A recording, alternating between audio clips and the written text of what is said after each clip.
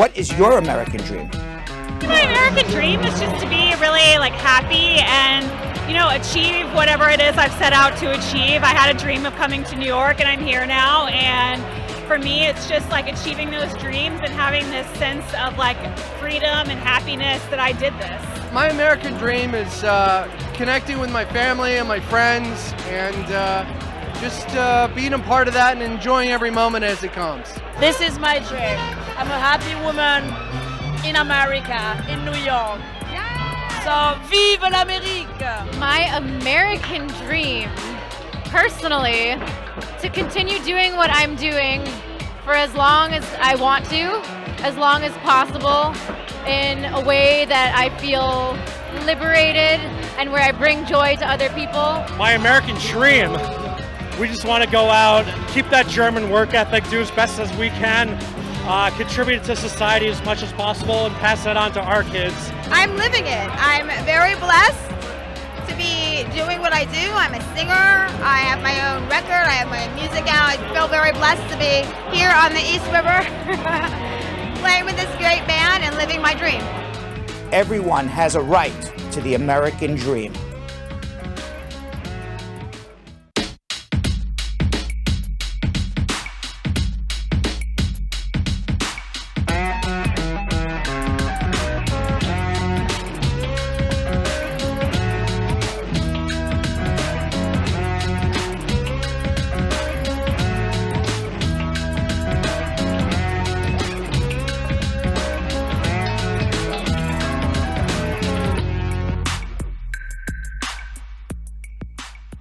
Thursday, July 1st. You know what Thursday, July 1st is, Jonathan Yo-Yo? Exactly halfway through 2021. Oh, it's exactly halfway through. Vanessa, how was the first half of 2021 for you? I'm not complaining. You're not complaining?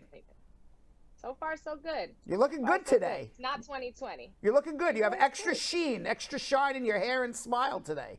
Right, Yo-Yo? I agree. She's looking good. I agree. I mean, she always looks good, but extra good today. Yes. Right? I'm just giving a nice compliment, that's all. Because I just looked at you in the screen. I'm like, oh, you're looking good today. I'm sure everybody else is saying that as well. And Jonathan, of course, Jonathan, you're a handsome man as well. You got to compliment Jonathan. I have to, yeah, because he gets, he's gonna be like, wait, he's gonna be like, hey, what about me, man? Right. Show me a little love too, right? I get a little jealous. How are you guys doing? How's been this first quarter of the year, this first half of the year for you, Brad? It's been a trying first half of the year, I have to be honest with you. I mean, I'm happy to put a nice spin on it, but it has been a trying year between COVID, and then I got sick for a bit, right? Yeah. And the easy travel into America is not there yet, and obviously, I need to travel. I need to travel. It's my thing. And so it has been a difficult, working from home, not being able to see clients, not having you in the studio, Yo-Yo just coming back, not seeing my friends for a long time. Yeah. I hadn't seen my parents since last August, only recently after they got vaccinated. Nice. So, but it's been trying for everybody. I have my health. I got a roof over my head. My mind still works. I got people who love me, so who am I to complain, right? So I think then the first half is just showing you, how to be grateful. That's right. There we go. There you that's go. mine. Yeah, there it is. There you go. Be grateful. There you go. All right, let's see what's going on our Facebook page. Joan Grant. I'm not counting Joan, but she's the first one to say squad up, family. Hey. Squad up, Jessica Leamy, Jose K, Dion Reed, Christy Gonzalez, squad up. Stargirl, what's going on? Dawn Harriet, I see you popping in the comments as well. Jewel Delph, squad up, family. Pape Samuel, squad up on YouTube. Denise Johnson, how are you? Africana Sage, she's new. I would assume Africana Sage is a woman. Sounds female, but maybe it's a male. But I think she's new. I've not seen her in the comments. Hello, welcome. Hi, squad, she says. Squad up. So she's been watching. She knows the lingo. Right. But maybe first time commenting. Unless she commented before. I don't remember. Let's see. Olivia Love, squad up. All right, who wants to, Africana with a pre-question of the day. Hey. Might as well answer it, right? Yeah. All right. She's giving us love. We should give her a little love back. I agree. Hi, Brad. I filed a VAWA case on May 5th and recently got a prima facie. What exactly does that mean, and how long does it take to get my work permit from that time filed? I did file everything together. I assume what you mean by you filed everything together, you filed the adjustment, the I-360, and everything else. And that's fantastic that in this very short period of time, 7 weeks, you already got the prima facie. What that means is somebody in immigration looked at your file and they said you proved at a bare minimum that you're a person of good moral character, you were in a bona fide marriage, and that you were physically or abused to an extreme level emotionally. So you presented evidence across the board that would presumably get your case approved. When you get a prima facie, basically, look at it like this. They take a quick peek and they say, looks good so far. I'm giving you a prima facie. So that means everything's going well. When you're going to get your work permit? Only this baby knows. This baby knows when you're going to get your work permit, the magic 8-ball. It's supposed to be 90 days. I've seen them come in 4 months, 5 months, 6 months, hopefully soon. I spoke to somebody who filed today. They can't call for a consultation 10 months ago. They still haven't gotten their work permit. Yikes. So, I mean, it's all over the board, unfortunately. And by the way, so that's our pre-question of the day, Jonathan Yo-Yo Elias. And by the way, Jay Rhymes popping in the comments on YouTube because it is it is Wacky Thursday. Also, Jay Rhymes does not call it Wacky Thursday. He calls it Poetry Thursday. Poetry. Everybody has a different name for Thursday. Other people call it Throwback Thursday, right? Mm-hmm. We look forward to this this part. So, all right, Poetry Thursday, and he even has an acronym for it. He's not even writing Poetry Thursday anymore. He's just writing PT. Woo! Right. He's just writing PT. Right. I don't either that or he's telling me he only wants to work part-time now. I'm not sure. Is he telling us it's Poetry Thursday or is he saying, hey, boss, can I just work part-time now? What? Poetry Thursday. Poetry Thursday. Yeah, let's go with that. All right, let's go with Poetry Thursday. All right. He says, summer's here, and it's the 1st of July. If you have questions about immigration, call a trusted good guy. Brad, your guy, standing by with a reply. Brad Bernstein is your immigration rabbi. Bravo. Bravo. Mazel tov. Mazel tov. Mazel tov and Sidman tov. Yes. Right, both. That was great. Jay Rhymes. I like that. Brad now everyone's gonna. I'm no longer Uncle Brad. They're gonna be like, listen, Rabbi Brad. I got an immigration question, Rabbi Brad. Oh my God, that is hilarious. All right, one more time, just for kicks. Summer's here. It's the 1st of July. If you have questions about immigration, call a trusted good guy. Brad, your guy, standing by with a reply. Brad Bernstein is your immigration rabbi. All right, take it away, guys. Take it away. All right, squad, you already know what time it is. It is time for everybody out there to start sharing because we're about to start schmoozing with Brad. We're going to be talking headlines and immigration news, including the charges brought by New York Today against the Trump organization, Trump Parole Corp., and its chief financial officer. And it's Thursday, squad, so we will be spanning the globe for wacky news, including 2 Australian nudists who have gotten themselves in some trouble. Oh, wow. Leftover. Maybe this should have been on yesterday, but it's on Wacky News Thursday. We seem to be carrying over Hump Day onto Thursday. Right. And, of course, you can always call Spar and Bernstein. The number's scrolling on the bottom. 212-227-8933 outside of the United States of America. In the U.S., 1-800-529-5465. When I say call Spar and Bernstein, when we're live on YouTube and Facebook and you're watching me live, you're watching Vanessa live, you're watching Yo-Yo live, you're calling right into the show to speak to me to answer your immigration questions. 1-800-529-5465. You see Dwayne "The Rock" Johnson with my head pasted onto his body. Ask me your immigration question.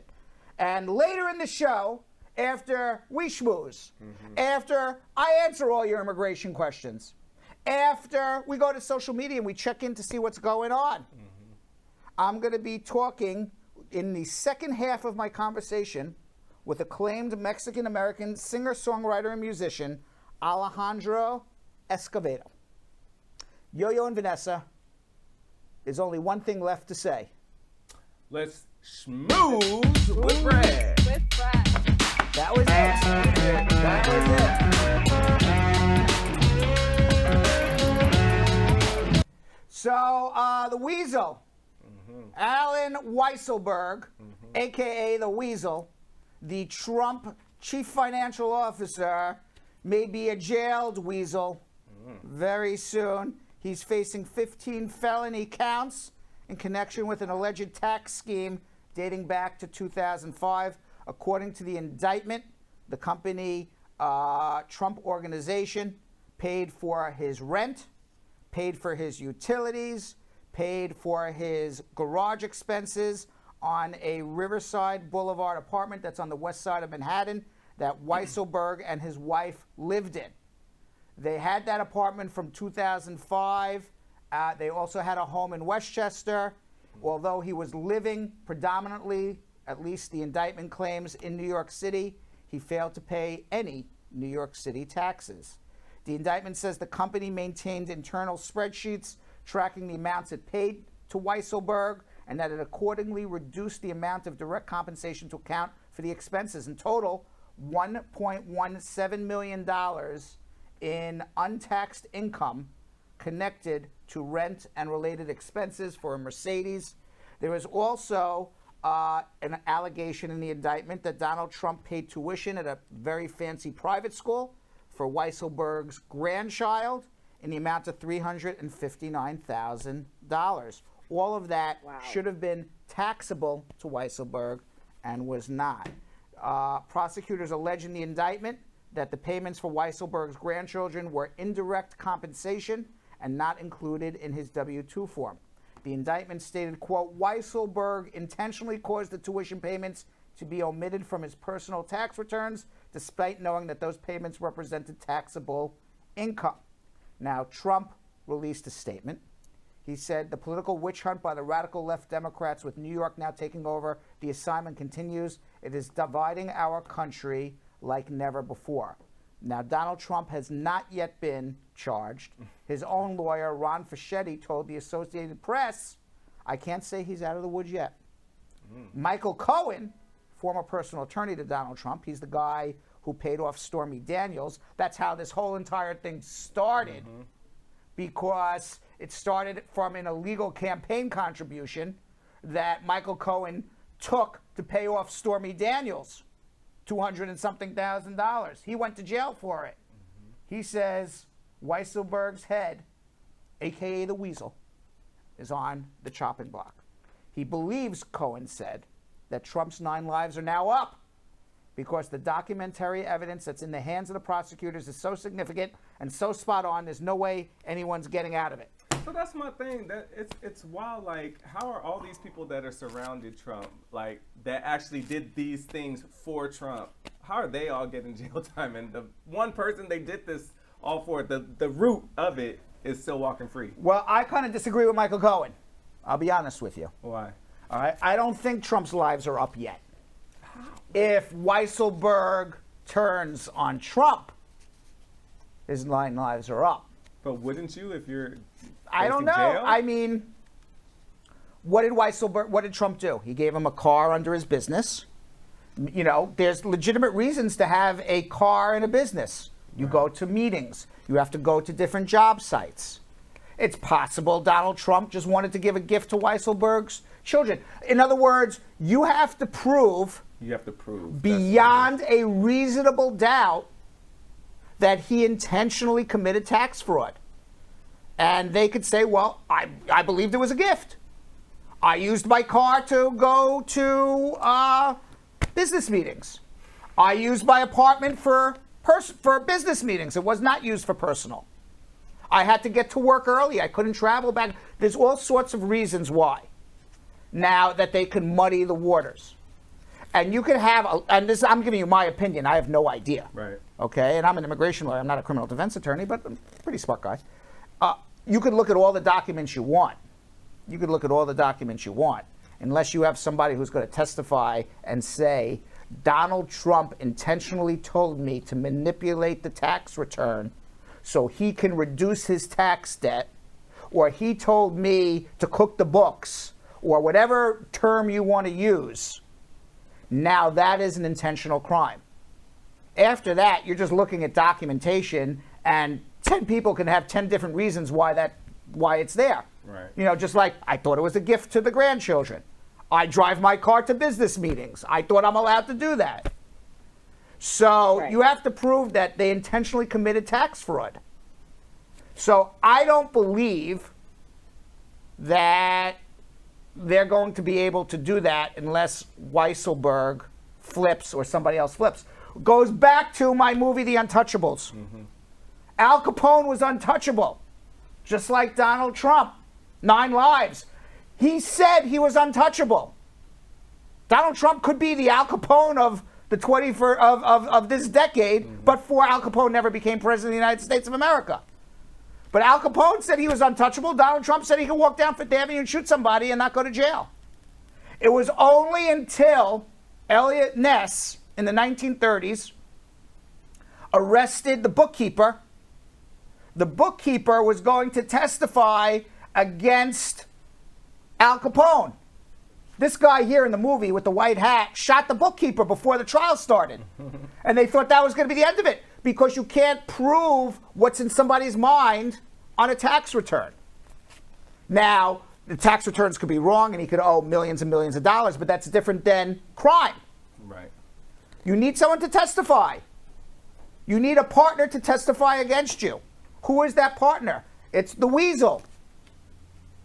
So we'll see what happens. I believe all of this is to get him to flip against Trump. Because there is what they're charging him with. One person that what really they're charging him with is what lots of business people do. Lots of business people. There's people out there watching right now who have a business. They charge their car against their business because they got to drive to different sites or whatever. They need their car for business. Yeah. And maybe he didn't need his car for business, but he thought he did, and you could argue one way or the other. But is that an intentional crime? Right. These bookkeepers, man, people will always come after the bookkeepers. The bookkeepers know all the secrets. Right. Yeah, the bookkeeper. It's the bookkeeper. It's the bookkeeper. Right.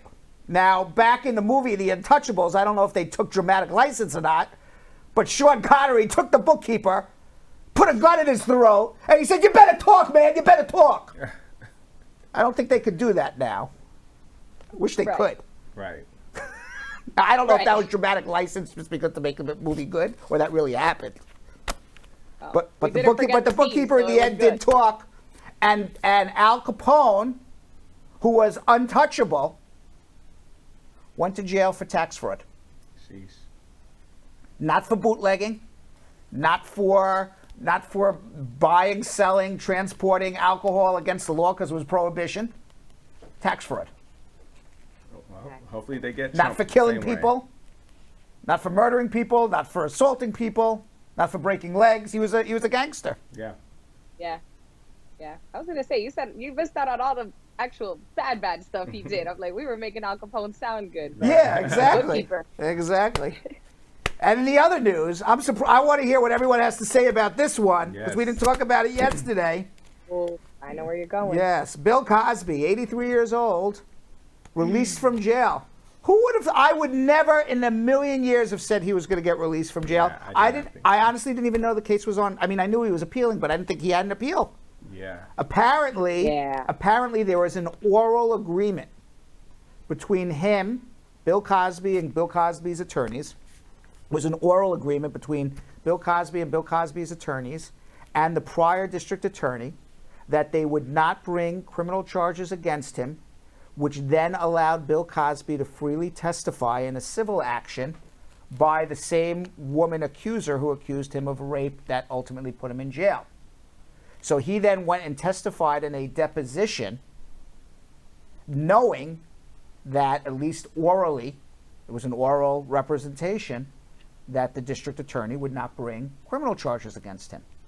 Well, lo and behold, the district attorney changes, and now is a new district attorney, and the new district attorney gets hold of the transcripts from a civil trial in a deposition where Bill Cosby testified, and had he believed, had he believed that he would perhaps have criminal charges brought against him, you would take what's called the fifth. I will not testify against myself.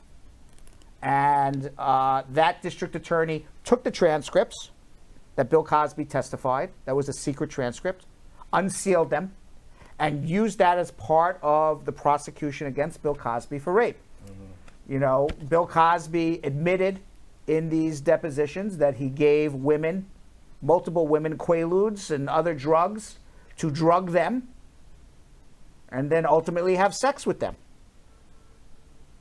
He says they were willing. What does that sound like? He said that sounds like rape. He says they were willing participants. They didn't know they were getting drugged, but he admitted it. I'm just telling you what Bill Cosby's saying. He said you're just a messenger. Yeah, well, I mean, the women are saying they didn't know they were getting drugged. They didn't agree to be drugged. I know what they Right, said. right. But did he say that that they didn't know that they were getting drugged? I didn't read the transcript, but that's a big. My belief is that the women did not know they were getting drugged. These are the facts of the case. That he slipped them Quaaludes unknowingly, and then took advantage of them when they were under less than 100%, reality. And that's rape. They call it. I mean, that's what it sounds like to me. Rape drugs and all sorts of things.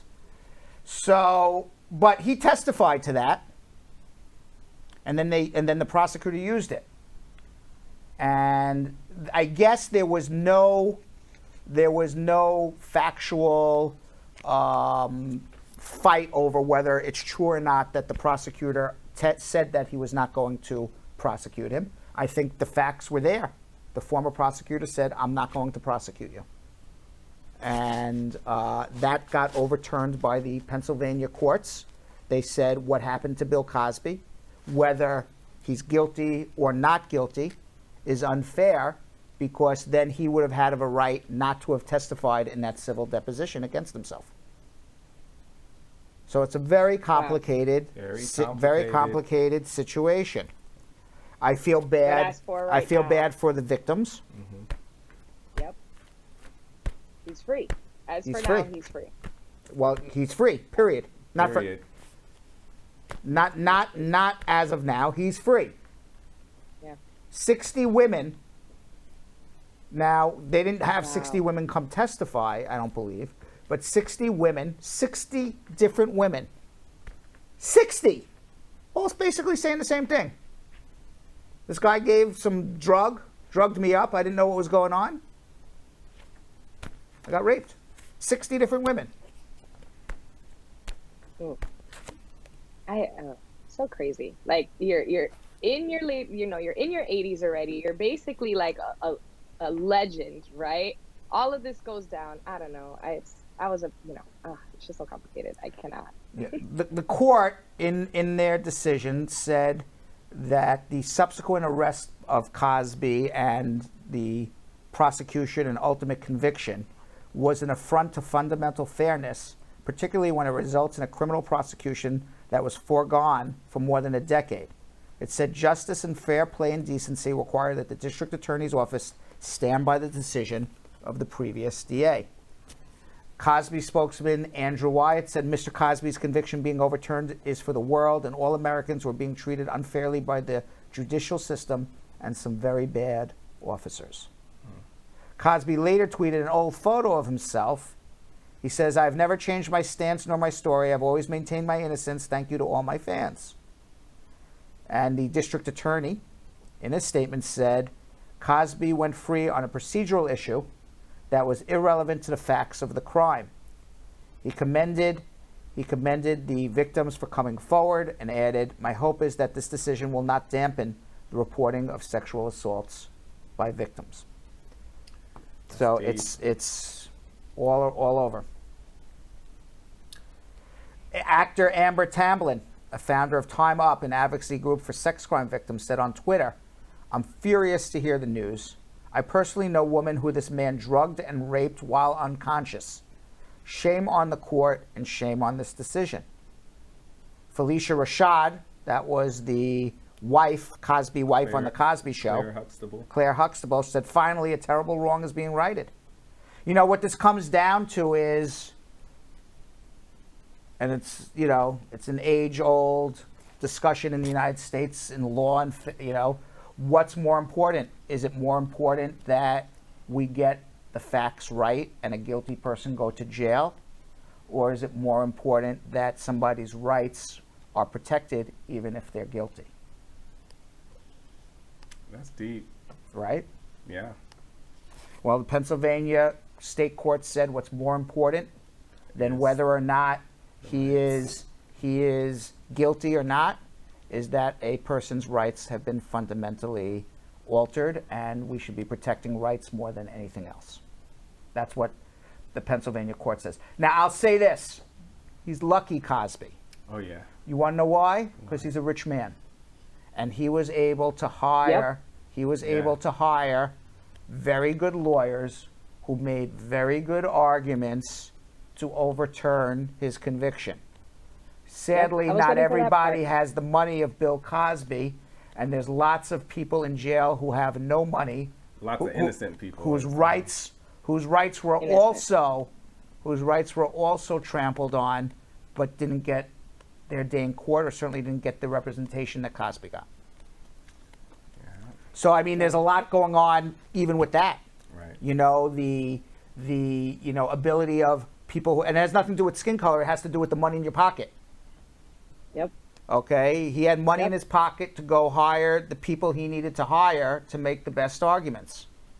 And the people without the money in the pocket don't. So, I mean, it has to do with the fairness of the socioeconomic system as it pertains to the justice system. It pertains to, the rights of victims. You know, we look at the rights of the accused over the rights of victims in this particular thing. We have 60 women who were raped who now say they have no justice. But money talks. I was waiting for that part. I was waiting for us to get into how, he was money able to absolutely hire a team talks to bail him out. That's right. Money absolutely talks. Okay, I mean, you could look at a lot of high profile criminal cases. You know, there was a Kennedy years ago, one of the children accused of rape. He got off. Good lawyers.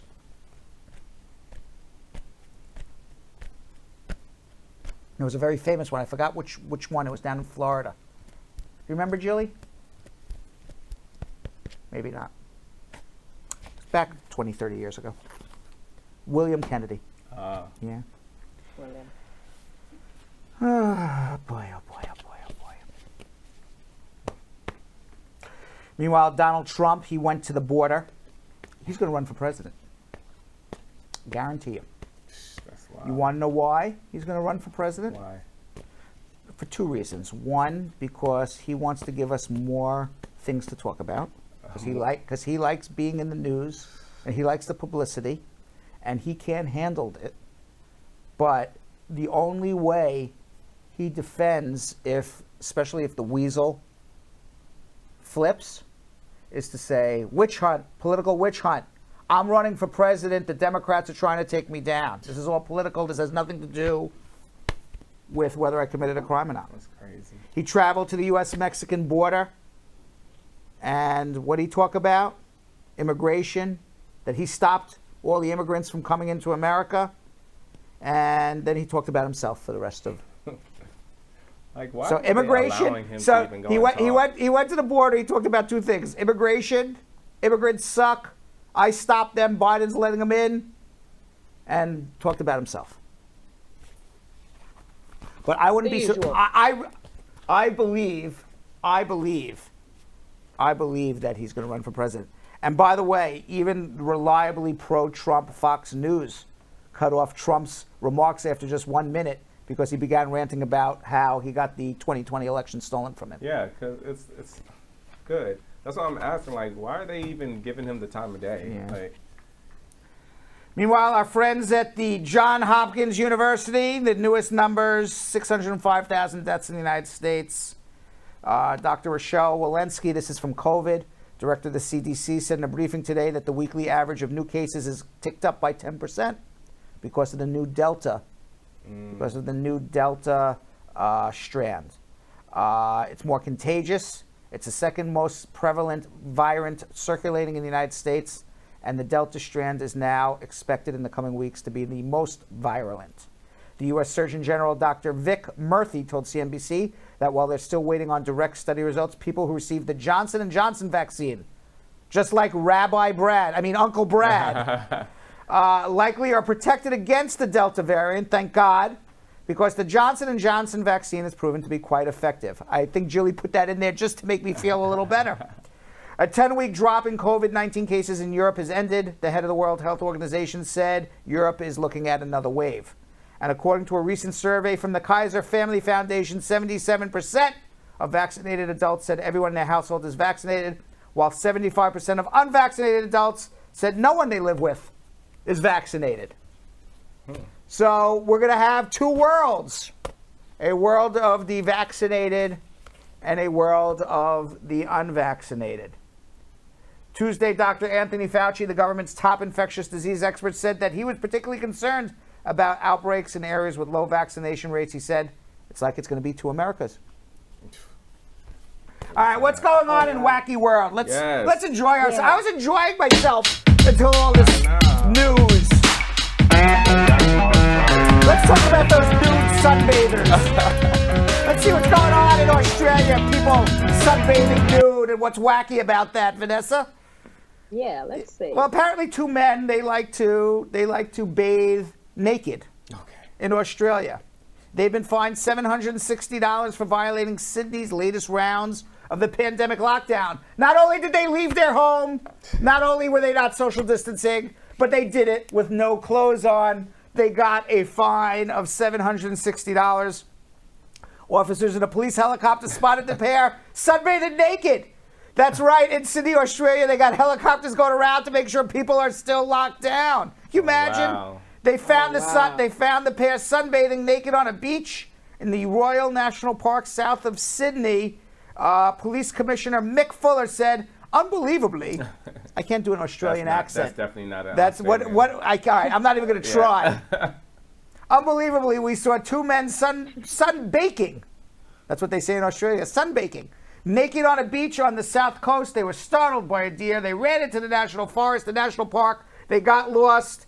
Not only did they require assistance from the state emergency service and police to rescue them completely naked, after that, we gave them a ticket for breaking the pandemic rules, stay-at-home orders. That's an expensive sunbaking is. $760 each? Well, a man in Taiwan was fined $3,500 for leaving his quarantine facility for a grand total of 8 seconds. Oh, my gosh.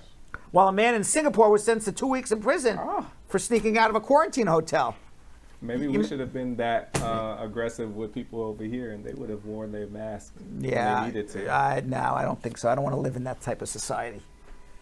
Trying to be safe out here. Meanwhile, the J Hotel in Shanghai has now been claimed the largest, tallest hotel in the world. No, thank you. Yes, 165 rooms, 34 suites.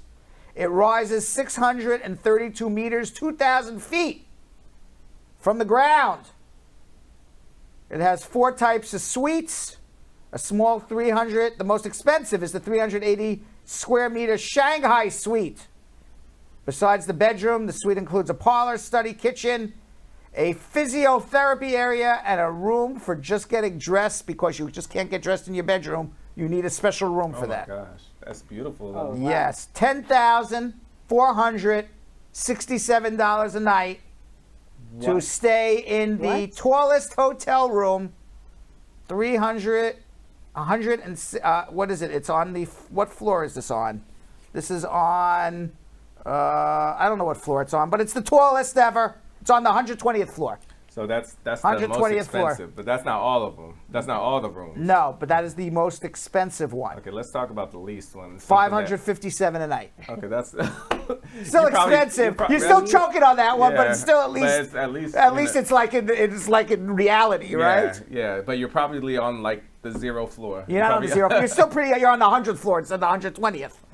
Big deal. You're still pretty high up. Leave it to Shanghai. Man. Shanghai. Leave it to Shanghai. Too many rich people in this world. Sheesh. Yeah. I feel like they're just $10,000. always trying to top everyone. China's always trying to top everyone, but particularly like Dubai. They're like, oh, the tallest building isn't. No, not now. It's in Shanghai. Like, Well, you know what? Well, you know what, Vanessa? Dubai is trying to top Shanghai I'm sure. because they are right now going to build a taller one.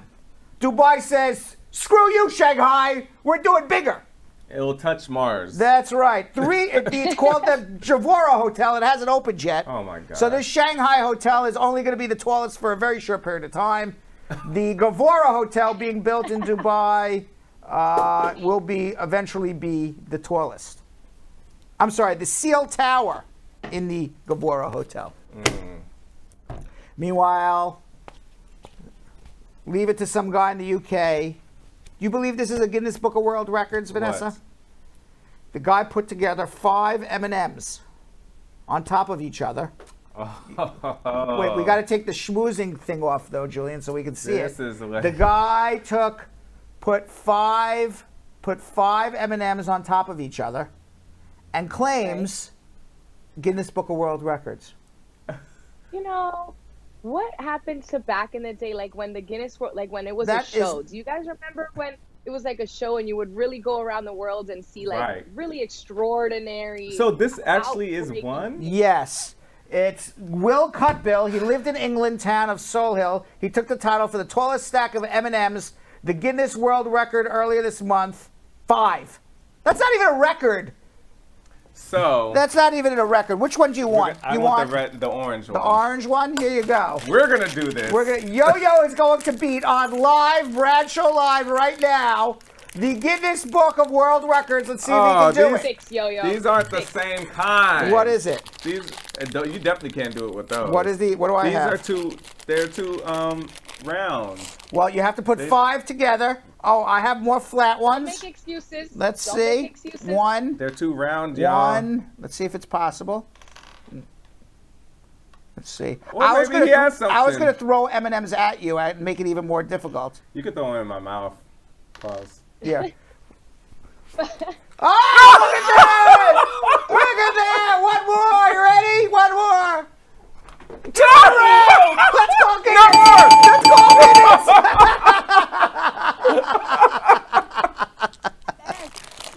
Now, can you imagine we win the Guinness Book of World Records for most M&Ms thrown in a mouth in 1 minute On TV. on live TV? We might have something here. Huh? You can't make that stuff up on live, Bradshaw Live. I'm so happy I That's caught the most. them, though. That's the most ridiculous. That's the most ridiculous thing I've ever heard in my life. 5 M&Ms together. That's a Guinness Book of World Records. Oh, get these away from me. Speed Yeah. Round should be in the Guinness Book of World Records. How is Speed Round not in the Guinness Book of World Records? Yeah. Meanwhile, I'm giving an award to the dumbest drug dealer Oh God. in the world, Vanessa. The dumbest drug dealer in the world goes to a gentleman guy? in Liverpool, United Kingdom, by the name of Carl Stewart. He's been dealing drugs for a very long time, Mr. Stewart. They didn't know who he was. The police were baffled, but they had his fingerprint. Oh gosh. So he went on social media one day, man loves cheese, and he posted a picture of his hand with a piece of cheese. Oh wow. The police found it. That same picture. I guess they did whatever they needed to do to pull the fingerprint from that picture. Wow. They realized the man who made this photo with this piece of cheese was the wanted drug dealer, Wow. Carl Stewart. He was arrested after he posted the photo on an encrypted messaging service, EnroChat, via his handle Toffee Force. He is just a lover of cheese. Unbeknownst to him, the service had been cracked by police in Europe, and from that, his palm and fingerprints were analyzed, and police got their man. Which goes back to one of my original bragications. Too much information on social media. People always go, is my social media, they're going to check? Yes, they're going to check your social media. It's an easy giveaway, of course. All right, that's our wacky news. In today's Braducation, I explain probable cause and when the playing field levels out if you are subject to an illegal search and seizure. Let's watch. My goal is straightforward, to make the law usable and easy to understand for everyone. All of us in the United States have equal rights and should have an equal opportunity and a right to justice. I'm here to help because I want everybody to achieve their American dream. I'm Brad Bernstein, and this is your decriminalization Braducation. I'm not here to tell you what you want to know. I'm here to tell you what you need to know. My objective is to make the law easy for you to understand so that you can use the justice system, know your rights, take advantage of the law, and achieve your American dream.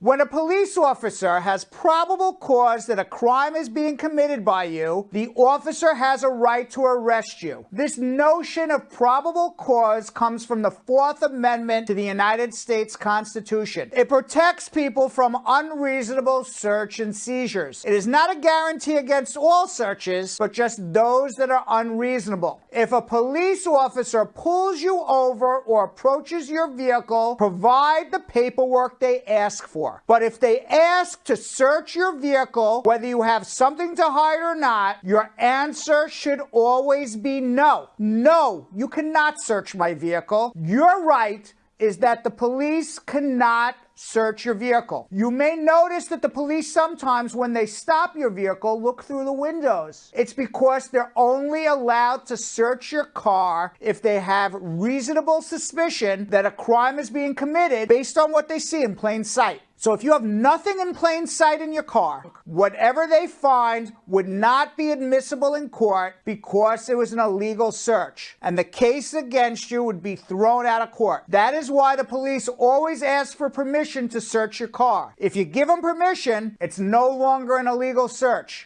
You invited the police to search your car. And if you are inside the vehicle and they find something incriminating, and maybe you're just a passenger in the car, whatever they find, even if it has nothing to do with you, you are still criminally liable for what is discovered. So that is why everyone in the car should say no to a police search. If one of 4 people in a car says yes, then the police are invited to search, and you never know what the police may find. So, you're pulled over on the side of the road in a car. Ultimately, the police are going to do what they feel like because they have ultimate power over you. Whether a gun is found legally or illegally, you are going to get arrested. There is no doubt about it. The playing field is not level out on the street. The playing field levels out when you get into a courtroom and your lawyer tells a judge that whatever was discovered in your car that got you arrested does not matter because it was obtained illegally in an illegal search.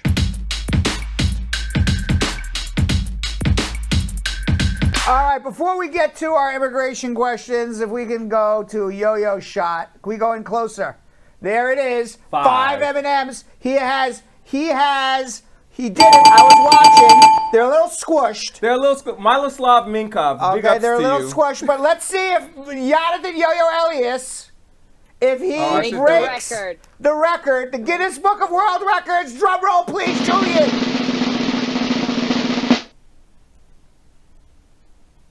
Oh! At least I'm tied. Blow up the studio, Julian. Blow up the studio. He didn't do it. I thought he was going to get balloons. No. So close. So close. Yeah. Oh, dang. All right, let's go to our immigration questions. You got a question, I got an answer. Jonathan eating his M&Ms.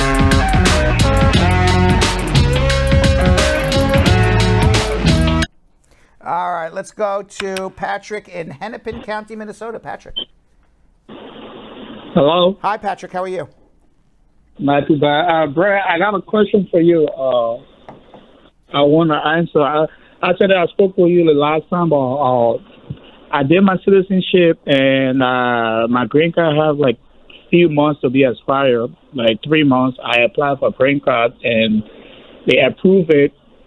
My sister passed away. I'm trying to go to Africa now. I bought my ticket, but I talked to the immigration. They gave me a form called I-797. Well, I don't see what your problem is. You applied for the renewal of your green card. You applied for citizenship. So what's your problem about travel? My problem is like I'm kind of afraid coming back. I don't know if they're gonna allow me back because I've been having do you have an unexpired green card in your possession at the moment? No, not yet. Okay, so your green card expired. Yeah, my green card is not expired yet. It's going to be expiring in October. Are you returning before October? Yes. As long as you return before October, you're fine. And you can even show the immigration officer that you have the extension notice. If you're going to return after October, then you need to get a stamp in your passport. Go down to the local immigration service, get into the service, show them your plane ticket, show them that you filed for the receipt for an extension of your green card, and they'll put a temporary stamp in your passport. All right. Thank But you very much. if you're coming back before October, your green card's good. Okay. Thank you. All Thanks. right. Good luck. Let's go to Raj in Grand Rapids, Michigan. Raj. Hello. Hi, how are you? Good. How are you? Good. What's going on? Good. Okay. I have a question. My U visa just approved last week, and Congratulations. How long did it take? thank you. Years, probably. I'm sorry? How long did it take? Years. 6 years. 6 years. Yeah, long time. Yeah, I applied 2016. Okay. So I apply. Should I apply for work permit, right? Yes. And how long is it gonna take? Hopefully less than 6 months. 6 months. Yeah. Okay. Then before I have to go for fingerprint or something, right? I'm sure they're gonna make you do a biometric. Yes. Okay. Then when I will get actual U visa? Well, how long is it gonna take? The U visa status, if you have an approval, that is your status as a U visa. If you need to travel, you would need to leave the United States, go to a consulate, get a visa, and then return. And you would need to process for a visa in another country. But your status right now is U visa. You stay in that status for 3 years, and then you can adjust your status to get a green card. Okay. So in other words, just like anybody else who comes to America, you need a visa to cross a border. A visa is given to you at a U.S. embassy in another country. So if you wanted to travel, you have to leave the U.S., get the U visa, put in your passport, and then return. My suggestion is stay here for 3 more years, file an adjustment, get an advance parole, and then you can travel. Okay. All right. Thank you so much. All right. Good luck. Javorah in San Diego. Hello. Hi. Hello. My name is Javorah. I live in San Diego. I'm a U.S. citizen. Can I apply for my brother? Of course you can, but it's going to be a long time, maybe 12, 14, 15 years. He live in Afghanistan. It's still going to be 12, 14, 15 years, unfortunately. It's just a long time, but yeah, apply for him. It's better than nothing. The hope is that he's not going to wait 15 years, that Biden's going to change the law and make it faster. That would be the hope. Do you understand what I'm saying to you? Hello, my name is Javorah. Hello. Do you understand what I'm saying to you, Javorah? Or no? Can I apply for my brother's? I did answer that already, and I said the answer is yes, you can. You can file an I-130 visa petition. Maybe I was talking too fast. I'll slow down, but it will take a long time. But the answer is yes, but over a decade of waiting. Hopefully, Biden changes the immigration laws and makes it faster. I hope. Did you understand me? Okay, thank you. Okay. Let's go to Mohammed in Chicago. Hi, Brad. Hi, Mohammed. How are you? Good. I have 4 questions. 4. My first question is, what do you think about the USCIS field office in Chicago? What do I feel about it? Yeah, how do you rate I have it? no feeling about the USCIS office in Chicago.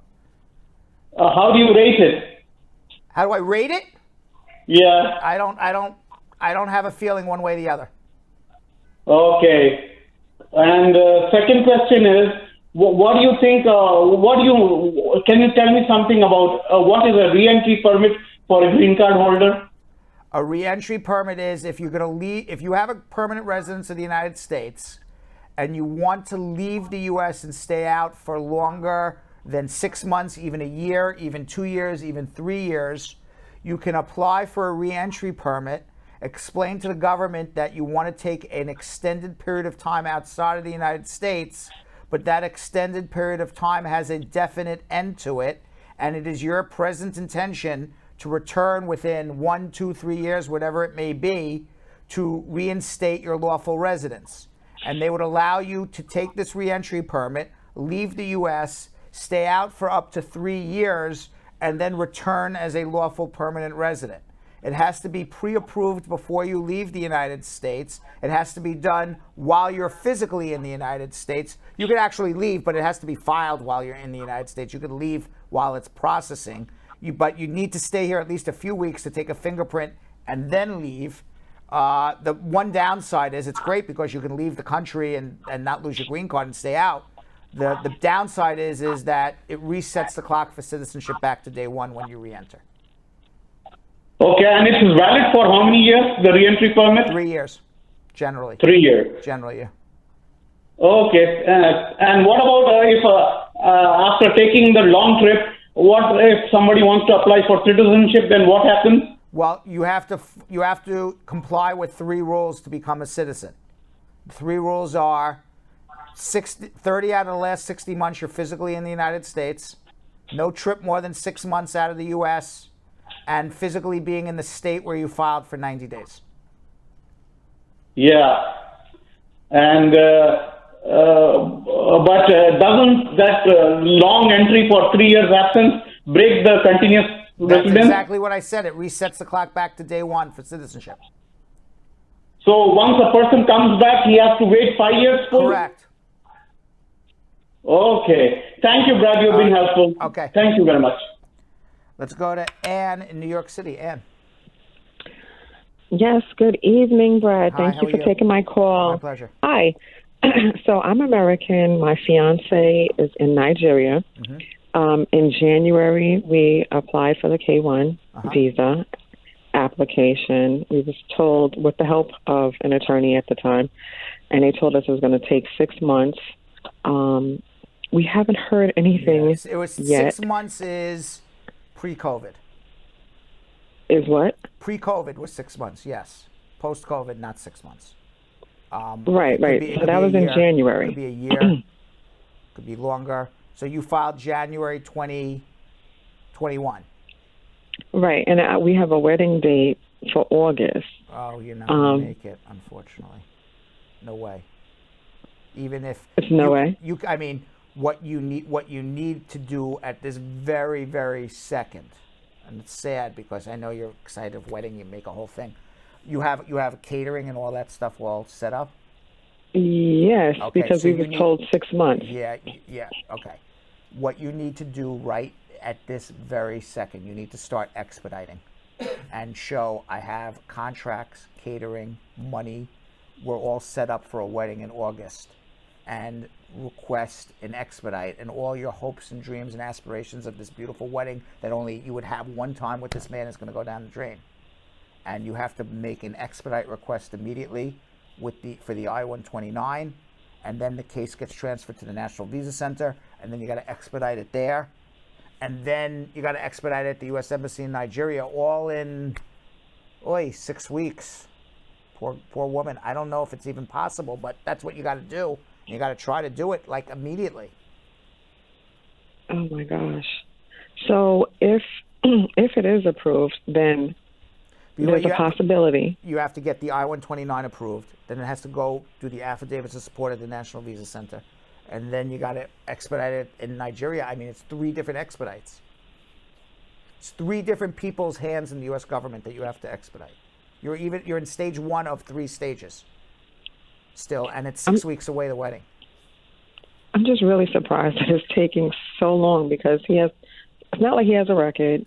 His family works for the government down there. I know, but it's COVID and immigration, and this is left over from Trump. There was a Nigerian ban. It's absolute disaster at this moment. You really need to expedite it, and I wish you would have called me months ago. I would have told you expedite it even quicker. But I hope it could even be done at this point. I don't even know. But you definitely should try. Okay. And how do I get the I-129?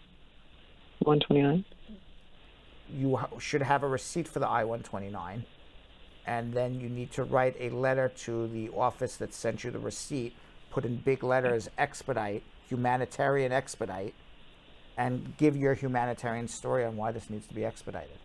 And then add all the documentation to back up what you're saying. Then get it to the National Visa Center, and you have affidavits of support and everything else, and you got to do it again, expedite it. Because the National Visa Center is going to take 6 months. And then they're going to take 8 weeks to transfer it to Nigeria. That needs to be expedited. And then you need to get someone in the consulate in Nigeria to schedule an appointment. That needs to be expedited.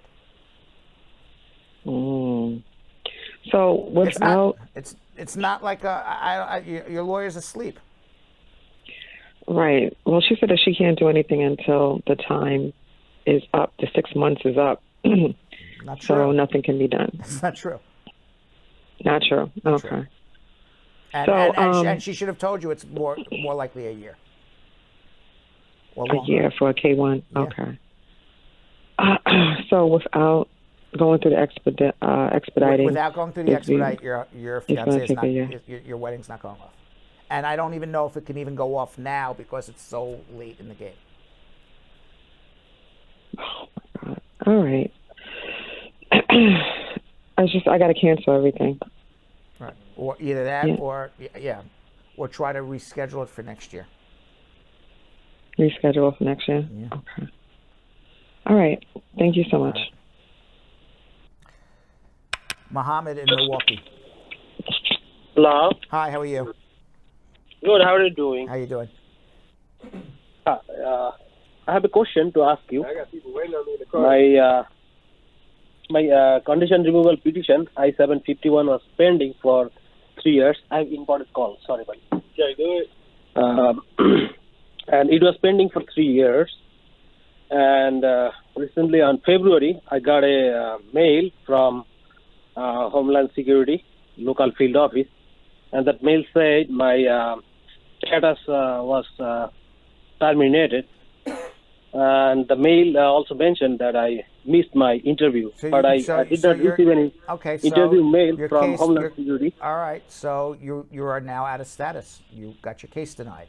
Yeah. And now, did you get put in? You got a notice to appear. Did you appear for removal? Yeah, but my question is, I did not receive any mail from Homeland Security office, local field office. My question to you is this: after the denial, did you? And still, I have the extension, green card. I have extension. After the denial, your case is denied. You're out of status. And I also. It's like I'm talking to nobody. Are you talking over me, or are you going to answer my question so I can help you? Okay, sorry, sir. Yeah. Thank you. Ask me a question. Okay. Did you get, after your case was denied, you are out of status? It doesn't matter that you have a piece of paper in your hand. You didn't go to an interview. You are out of status. No, but I did not receive any mail, interview mail. How could I go for the interview? Why are you arguing with me? It doesn't matter what the reason is. Okay, I understand, sir. This is the fact. There's an interview. You don't show up. You're now out of status. Whether it's your fault or not. We're not arguing whether it's your fault or not. You're arguing with the wrong guy. So I'm telling you where you're at. So there's unfortunately for you, you don't get the mail, and therefore you're okay. You're still in legal status. That's not how life works. You didn't get the mail. You got effed up. Screwed over. And you got screwed over by immigration in the post office. That's life. I have to ask you another question, so now we got to fix it. Okay. But for you to say, "Oh, I didn't hear," doesn't matter. So my next question is this. Yeah, my next question. Yeah, sir. After you show up. I'm waiting for him to interrupt me again. As soon as I open my mouth, he's going to interrupt me. Watch. No, I'm listening, sir. I opened my mouth and he started talking again. Zip it. Just answer my question now. After you did not show up to your interview for the I-751, and I understand why. And by the way, I'm here to help you, but you got to help yourself too and listen, okay? After you didn't show up to your interview, and I understand why. You weren't given notice. How can you show up to an interview that you don't know about? I understand that. But the fact is, you're now out of status. You don't have a green card status. They follow it up with what's called a notice to appear. The notice to appear is for deportation. Did you get a notice to appear? Are you aware of whether or not you're in deportation? No, I didn't get any deportation notice. When was your interview? And I also answer my question. Stop telling me other information. When was your interview supposed to be that you didn't show up? On January. Of what year? Of this year? 2021, January. By the way, how do you know you got an interview and you didn't show up? How do you know about this? Oh, actually, I received a mail from their field office, Homeland Security field office, on February. Okay. All right. So I got to end this because you're frustrating me. So let me tell you what you need to do. And I have the I-290B pending. Who cares? I also appeal for the motion.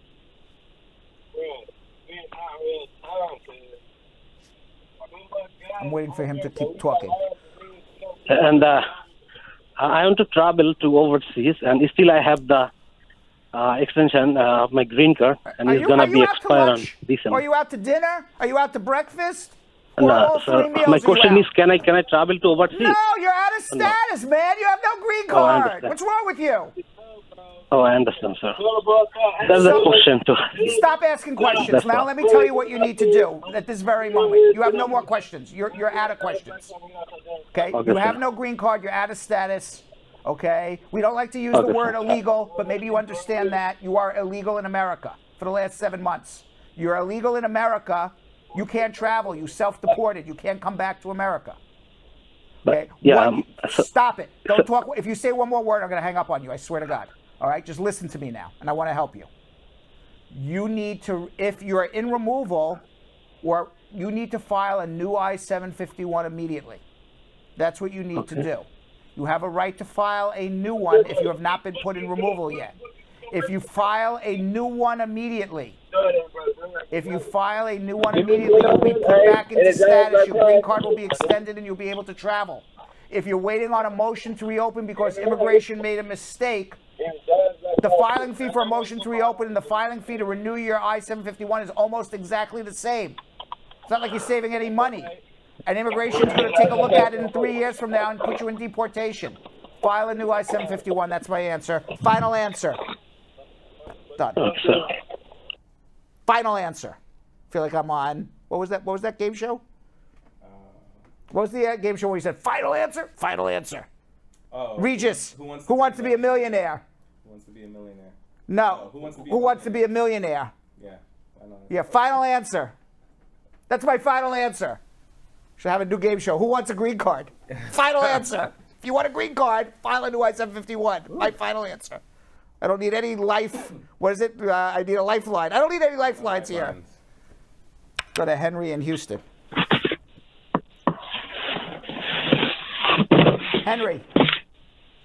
Yes, sir. How are you? Yes, I'm doing good. What's going on? Yeah, I called you 2 weeks ago, So I understand. Now, the thing is, I want to travel to Africa next month. So I filed I-360 for Javorah, and I have a prima facie. Mm-hmm. Did you file an adjustment application? I did file an I-4. It's back on Okay, so wait on your advance parole, and then you can travel. Yeah, it's out. What's out? I have it. Okay, then travel. Enjoy your trip. Enjoy your trip. Yes, sir. But the thing is, I was put on NCA and notice to appear, but they have not. The U.S. have not filed case against me yet in the law. Then I would not travel until we figure out what's going on with that. Oh my God. But last 2 weeks, you said I can travel and come back. Well, if you have an NTA, then you're self-deported. I don't know all the facts when you called me just now. Even with the prima facie and. Yes, you could have an order of Oh, my deportation and God. get a prima facie. But not to say it's not fixable, but let's fix it first. Okay. Okay. So but. Let's go to Arnell in Los Angeles. Arnell. Hi, good afternoon, Hi, how Uncle are you? Brad. I'm good. I have a question regarding the petition. Is the F2A petition is entitled for CSPA, Child Status Protection Act? Is the F2A petition under the child? It depends. Is entitled? You could be, possibly. So, for example, let's assume you are, F2A would be a permanent resident parent filing for an unmarried child under the age of 21. Yes. If you file the I-130 when the child is on the child's 19th birthday, and the I-130 gets approved on the child's 23rd birthday, you get to add 19, 20, 21, 22, 5 years on to the child's birthday and still stay in the 21st birthday, still stay in the F2A category. So it depends, yes. But it's very, very fact specific. So in order for me to tell you whether or not somebody qualifies under the Child Status Protection Act, I need to know the exact amount of time the I-130 took to get approved. I need to know the exact birthday of the beneficiary, and I need to know when you paid the fee bills at the National Visa Center, and then I can tell you. Those are 3 facts I need to know, very fact specific, to tell you whether they qualify under Child Status Protection Act. But the answer is there is possibilities, yes, if that is your question. Yeah. Do I need to sign a form or to file a application for CSPA? No, you need to claim I'm under Child Status Protection Act because I did the calculation based on the child's birthday, when I paid the fee bills, and how long the I-130 took to get approved, which is why I said you need to, need to figure it out. So my last question is regarding the Tier 1, the processing. Is that under the U.S. Citizen only, or even those who aging out? Is that under for U.S. citizen only, or even the immigrant petition? I don't know what you're talking about. The Tier 1, those aging out, they're processing If you're immediately. if you're aging out and you're not under the Child Status Protection Act, you need to alert the embassy and the National Visa Center because they're supposed to expedite those cases. If you're under the Child Status Protection Act, they don't need to expedite it because you're safe under F2A. Okay. You need a consultation. Hold on. Okay, thank you. Let's go to Nadia in Chicago. Nadia. Hi, how are you today? Hi, how are you? Good. Actually, I got my YouTube approval notice on 2017. I was already left United States. So when I want to come back, they asked me for the waiver, and I did. It has been granted. Then I got my YouTube visa stamped on my passport, and I entered United States on last July. So the question is, am I allowed to travel to my home country and come back with this multiple entry visa? Yes. And that's going to not affect my continuous presence when I want to adjust my status? No, just don't stay out for long periods of time. That means it's a guarantee they're going to let me enter the United States? There's no guarantees in life except death and taxes. But if you have a valid visa, you haven't committed a fraud or a crime, and you're otherwise not inadmissible, you would be allowed back in America. And what about my husband? He just filed for adjustment of status on December, and he received his Campbell card now. So can he travel with that card? Yes. And what about the time when he was out of status? I mean, the inadmissibility. The advance parole, as long as you're out of the country for less than 30 days, you can absolutely travel without a problem. He doesn't have. Okay. Thank you so much. My last question is, so to start accounting my 3 years prison, so I need to focus on the date on the approval notice, or the date that is in my stamped visa, or the date that I have on my passport, the day when I enter the United States, because I have here 3 different dates. You, when your husband's eligible for his green card, you become eligible for yours, so you presumably can adjust your status now. Oh, he did on December. Yes, so then presumably you can as well. You're Oh, okay. Okay, thank you so much. All Thank right. you. I'm just Have a laughing good day. because Yo-Yo's having a coughing attack next to me here. Thank The M&Ms? Yeah, I swallowed one of them. Every 2 seconds, all of a sudden he's just having a coughing attack. I'm looking over at you. All right, let's go to Jocelyn in Chicago. Jocelyn. Hey, Brad, how are you doing? How are you? I'm good, thank you so much. I have a quick question, almost 2. Back in 2018, my husband petitioned me for the I-130. That one got approved, and once we were going to move forward for the 485, we separated due to violence. I hired an attorney for the VAWA petition, but we hit like a bump in the road when I was about to file that one, since I had an exit back in 2011. We lost her. I don't understand what you mean by you had an exit, but we lost her. Jocelyn, where's Jocelyn? Jocelyn, come back to me so I can help you. I'm here. Okay. All right. So question for you now, because I didn't fully understand what you meant by an exit. So how did you come to the United States? I came to the United States when I was 4 years old, and I had no inspection. Okay. And you stayed here till when? What age? Jocelyn. It's one of those days with the callers. Jocelyn. Put her on hold. Yes, I'm here. I'm sorry. Oh, you're back. I was about to put you on hold. Question for you, Jocelyn. Yes. You came here without inspection when you were 4 years old. Correct. What you said you left the United States in 2010 or 2011. How old were you? I was 14, 15. You were 13 or 14 or 15 years old. Yes. Okay. And then how did you re-enter the U.S.? Illegally again, without inspection. So what's the problem? The problem is they said that my 485 might get denied. Why? Because of those re-entries without inspection. Your 485 would be denied based on the marriage, but on a VAWA, you don't have a problem because you left the United States under the age of 18. You entered the country without inspection. You're allowed to adjust IWI in a VAWA.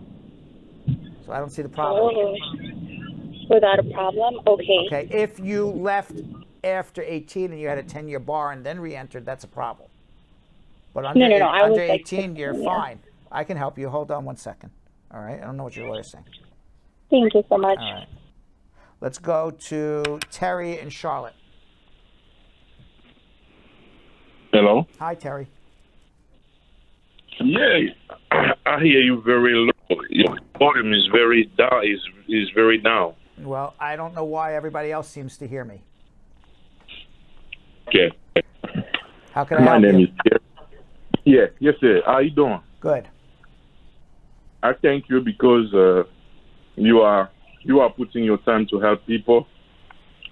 I thank you for that. Thank you. And I have a question about my cases. Yeah. What is your question? I came in the United States as a F1 with F1 visa. Where you from? In 2014. Where you from? Yeah, I'm from Congo. Okay. Yeah. And in 2016, I get married, and we file adjustment of status. Mm-hmm. And the marriage was not really good. You know, we have a lot of problems, and they deny the adjustment of status. Okay. And we've been divorced legally to the court. And after that, in 2017, I was a victim of crime. I applied for U visa. Okay. I'm waiting until now. Okay. In 2019, I get married again to my wife that we are together until now. Okay. And in 2020, we file adjustment. I-130. Yes.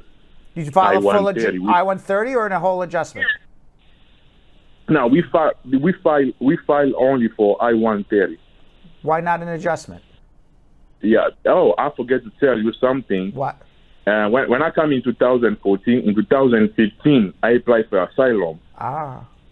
Yeah, I applied for asylum. You were put in And removal?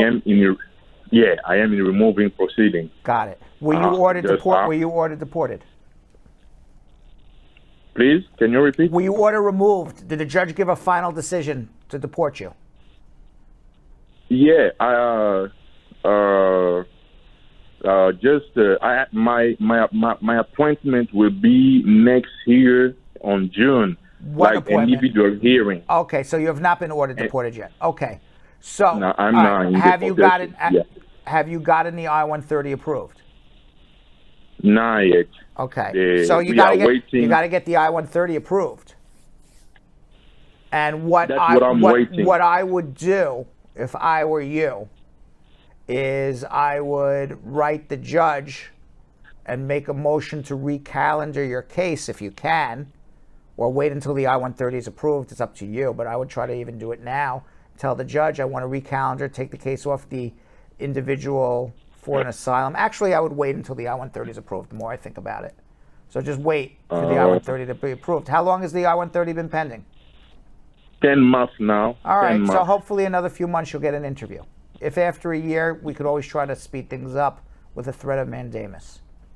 Because my I-130 is in Potomac Right. Service Center. Okay, so Yeah. everything seems to And be then going okay right now. What is your particular question? My particular question is, can I apply for adjustment of status?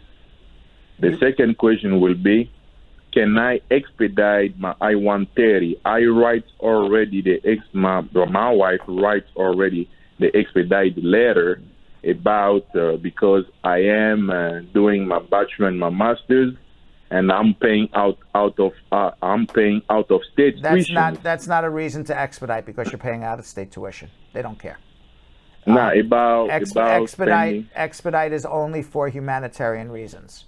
Paying full price of college and university is not a humanitarian reason. I am. What you can do is after 12 months or 13 months, threaten a mandamus. That would probably speed things up. Please, can you repeat? After 12 After or 13 months, you can threaten a mandamus. That could speed things up, for sure. What does it mean? Well, you can threaten it. I don't know if I would actually do it, but you can certainly threaten a mandamus. A mandamus is a lawsuit that you bring into federal court when the government's violating your rights. You have a right to get the visa petition approved in under a year. 13, 14, 15 months later, it's still pending. They're sitting on your rights. So you ask a federal judge to force the government to schedule you for an interview. You're suing the government to do their job. Okay, sir.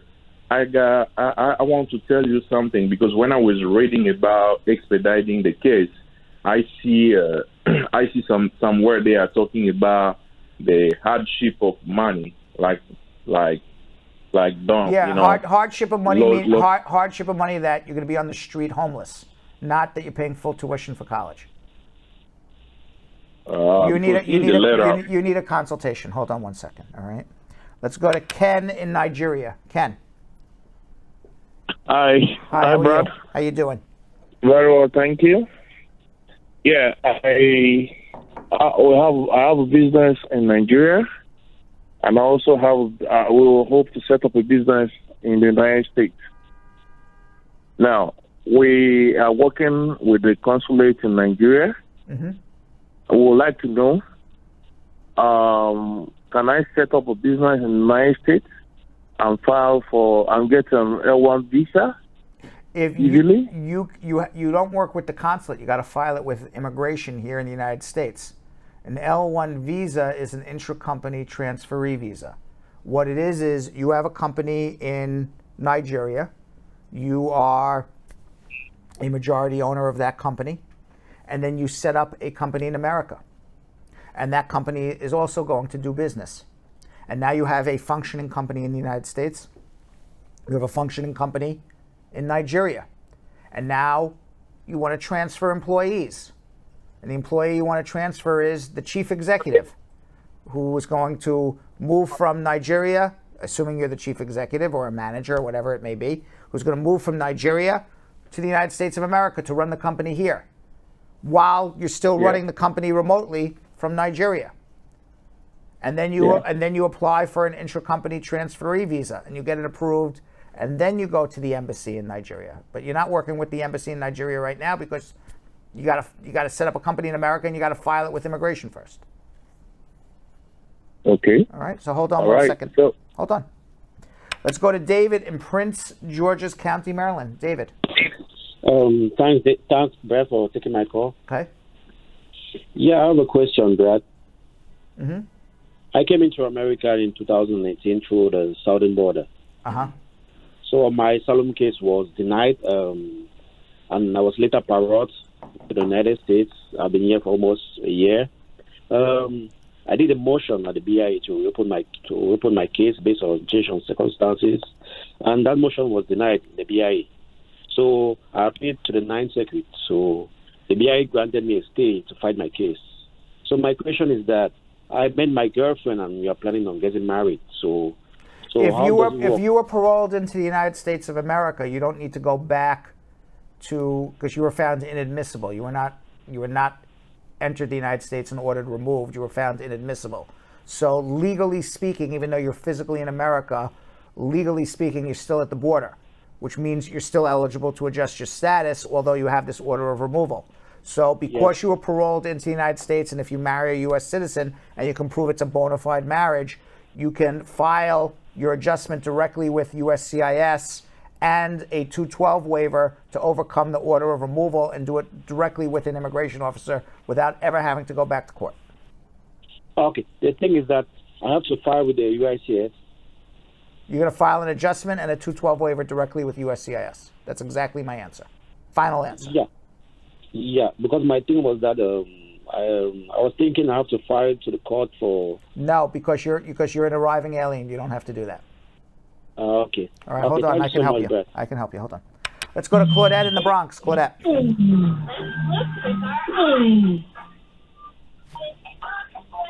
Claudette.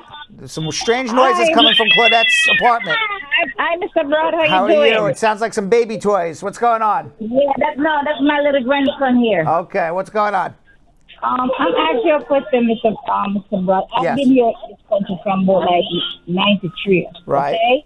Right. And I'm married a long time, but my husband, he passed away. And I have the social security, everything. What do you think I could do, like to get some status? I don't have no status. Was your husband a citizen? Yeah, but he died. Did he ever file for you?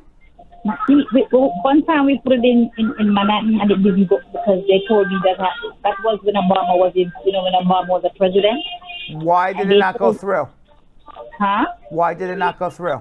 Because the lady told me that the immigration lady told me that Obama passed that law and it didn't pass. So Pass what law? Huh? I don't know what law you're referring to. How did you come to the United States of America? I come on a boat. That's along from 93. Okay. When did your husband file for you? He put in some paper like back in Manhattan. We married like 2009. We get married. What did he file for you? He didn't put in. He put in some paper, but the lady told me. I don't know what some paper. How can I help you with? He put in some paper and some lady told you. How can I give you advice based on that? Yeah. Okay, so let me give you some advice because you're giving me no information. Mm-hmm. Okay. I'm going to assume that some paper that your husband put in was an I-130 visa petition. Mm-hmm. If there's an I-130 visa petition filed for you while you're in the United States of America, and thereafter your husband dies, it either automatically converts to you can do it one of two ways. It either automatically converts to a widow petition, or better yet, you can pull out what's called Section 204L. Section 204L means that your case, as long as you have another family member here who can take over the case for your deceased relative, a close relative, I assume you do because you have grandchildren here, so maybe you have children who are illegal or something like that. Or, Yes. Okay. They can take over that approved I-130 based on humanitarian reasons. It's automatic humanitarian reasons under Section 204L. That I-130 gets reinstated. What Section 204L also does for you is that all ancillary applications that are attached to that application are also automatically approved, including what would be we would do what's called a 601A provisional waiver for you.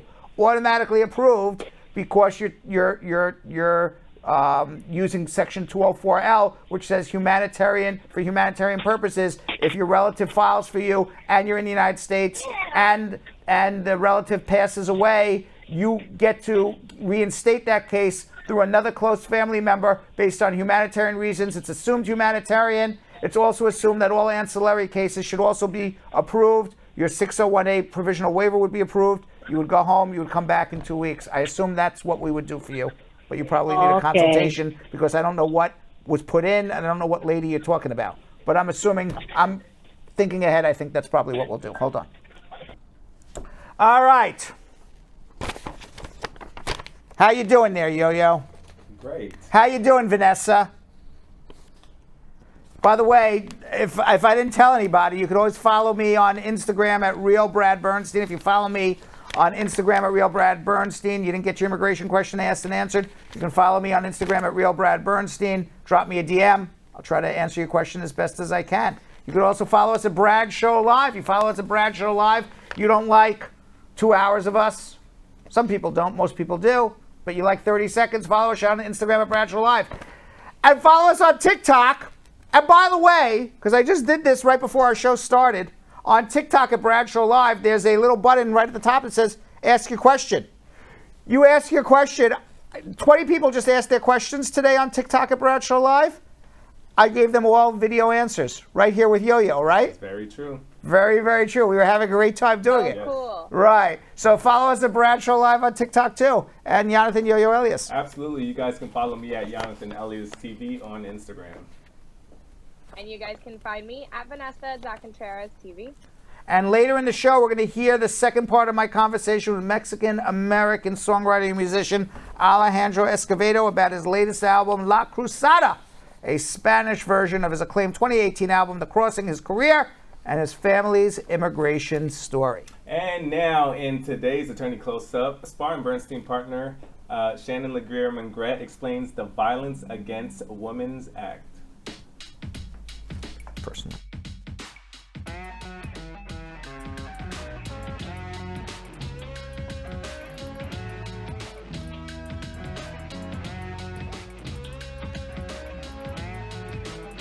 So the Violence Against Women Act basically was, interestingly enough, sponsored by then Senator Joe Biden, now our president, and it was co-sponsored with another Senator, Orrin Hatch, and it was really to protect women. So Violence Against Women Act. 4.8 million women are deemed to suffer intimate partner violence. Also very interesting because we deal with a lot of male clients at our office. 1 in 10 men actually experience domestic violence according to the Center for Disease Control. So you had a tremendous amount of money used to basically investigate and prosecute these domestic violence crimes that are occurring against women. They basically also established the Office for Violence Against Women under the Department of Justice. So it's an office that's dedicated to basically prosecuting these kind of crimes. This Violence Against Women Act, it really becomes pertinent for immigrants because it was incorporated into the Immigration and Nationality Act. And so there are a lot of people who are in relationships that are abusive and they feel compelled to stay in that relationship. And the Violence Against Women Act actually liberated them. It allowed them to be able to say, I can do this on my own. I can self-petition to be able to get a green card because either A, I'm married to someone who is abusive, who is a green card holder or US citizen, so I'm in an abusive relationship. If you are a parent and your child is abusing you and that child is a US citizen, you also can basically petition for yourself. You're not obligated to stay in that relationship. You can self-petition and do it on your own. All right, social media check-in. What do we got, guys?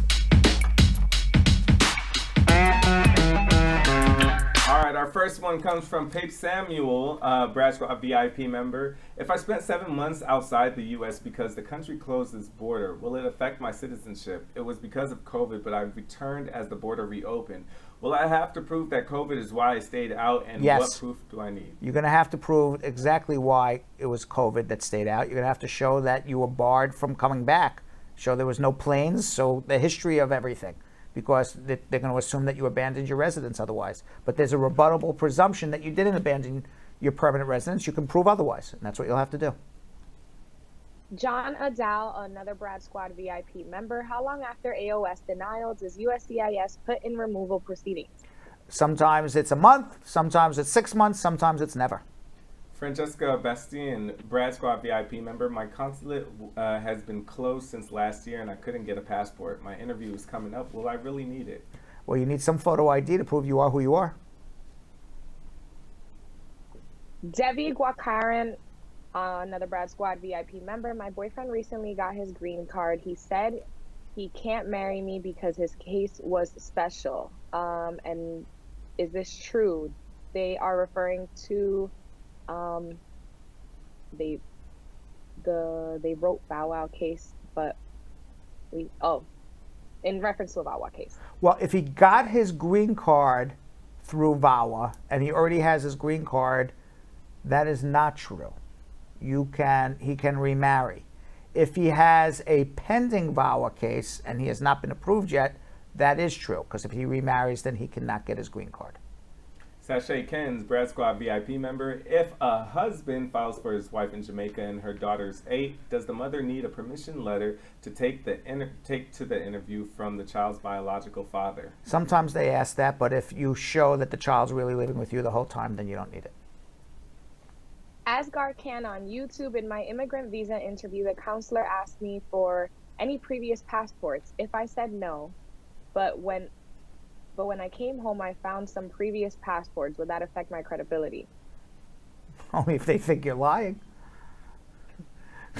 Le Kitty on YouTube. I filed a VAWA in March and did biometrics for myself and children in June and July. How long does it take until I receive a response? What'd she do in June and July? Filed a VAWA in March and did biometrics for herself and children. Well, hopefully you'll hear something in the fall.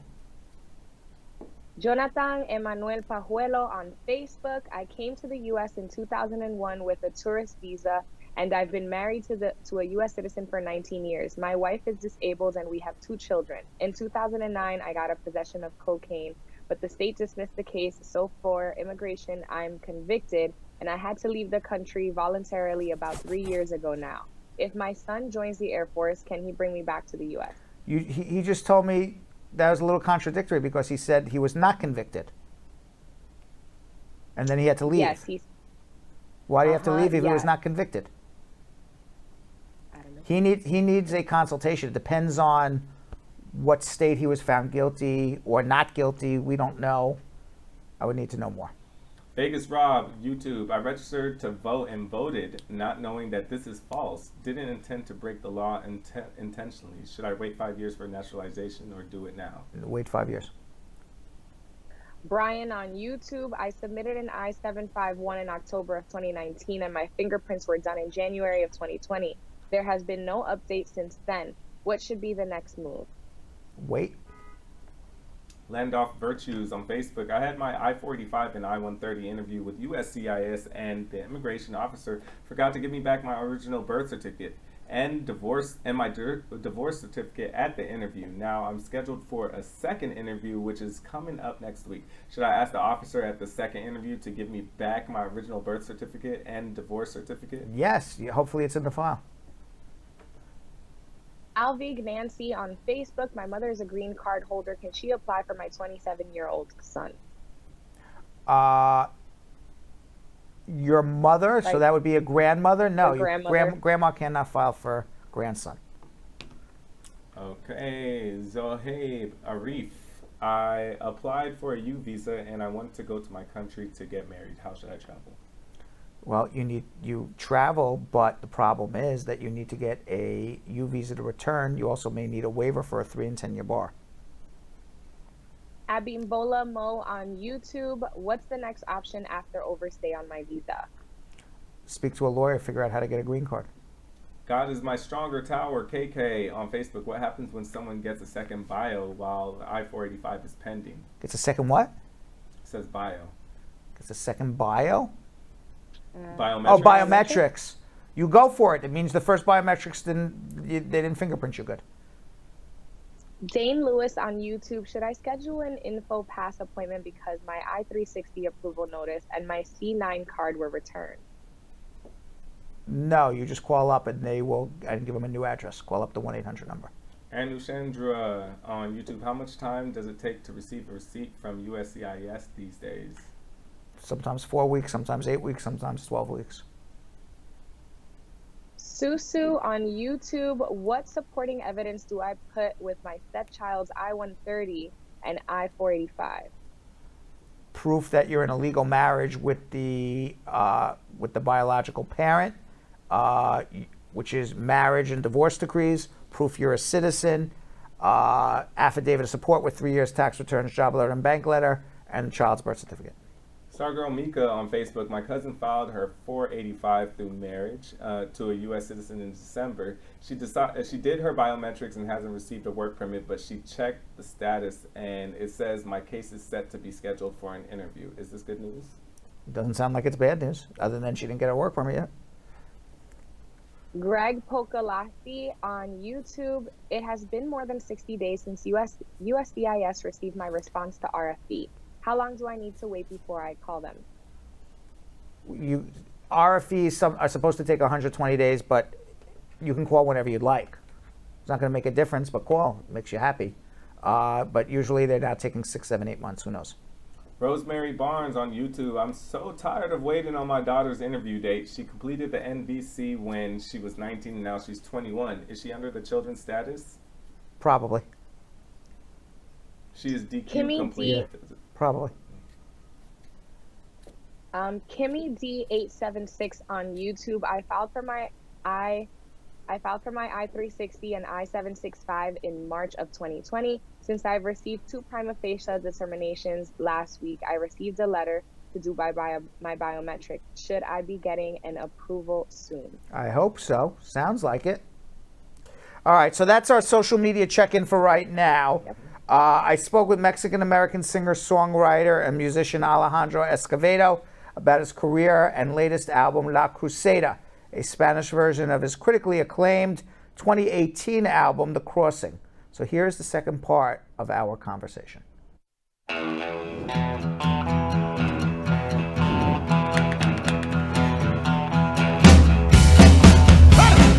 Critically acclaimed Mexican-American singer, songwriter, and musician Alejandro Escovedo truly crosses boundaries. From leading a punk band that opened for the Sex Pistols to his latest album, La Cruzada, a Spanish version of his 2018 album, The Crossing, the artist's incredible career spans many decades and diverse musical genres. Joining me to discuss his esteemed body of work and how his family's own immigration background has shaped his life and his music is Alejandro Escovedo. Thank you very much for coming on. I really appreciate you joining me today. It's a pleasure. Thank you for having me. The spoken word Rio Navidad, it's very powerful. Let's hear some of Rio Navidad. A retired Texas Ranger sits down next to me and says, "What's your name?"